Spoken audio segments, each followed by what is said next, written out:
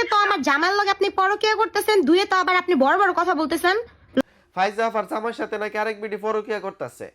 এই ভিডিও ফাইজা আফা ফেসবুকে ছাড়লো। এখন আমার একটা চিন্তার বিষয়, ফাইজা আফার জামাই কোনডা? ফাইজা আফার জামাই কই?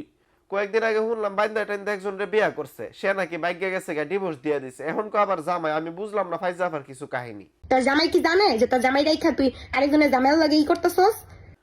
তো এখন কথা হইলো কি, আপনার জামাই যদি জামাই যদি পরকিয়া করে, বিডিরে না ধরে আগে জামাইরে ধরেন, জামাইরে ফিরা দেন যে তুই পরকিয়া করস কেরে। এখন আপনার জামাই যদি বিডিরে ভালোবাসা দেখা, তাইলে হে বিডি কি বেটারে জামাই কইয়া ডাকতো না? আফা, এগুলো হইলো আপনাদের পার্সোনাল ব্যাপার। আপনার জামাই হইলো বেডা, বেডার বউ হইলো আপনি। এগুলো আপনার পার্সোনাল ব্যাপার, পার্সোনালি ম্যাটার শেষ করবেন। আপনারা ফেসবুকে এসে এগুলো নিয়ে কথা কইবার কি আছে আমি বুঝলাম না। এটা তো আপনাদের পার্সোনাল ব্যাপার, পারিবারিক বিষয়, তাইলে এটা কেন ফেসবুকে এসে দিবেন? যদি নিজের মান সম্মানের কথা একটু ভাবতেন, তাইলে ফেসবুকে এসে এগুলো দিবার কথা জীবনও ভাবতেন না। কারণ এটা হলো আপনার পার্সোনাল বিষয়। আপনার জামাই পরকিয়া করে আবার আরেকজনের জানাইতাছেন, মানুষে জানতাছে দেখতাছে, তাইলে সম্মানটা কার গেল? আপনার না আপনার জামাইয়ের না মানুষের গেল? তো আফায়ের সমস্যা থাকলে পার্সোনালি শেষ করেন, পারিবারিক ভাবে শেষ করেন, ফ্যামিলি নিয়ে বোন, ফেসবুক নিয়ে বয়েন না।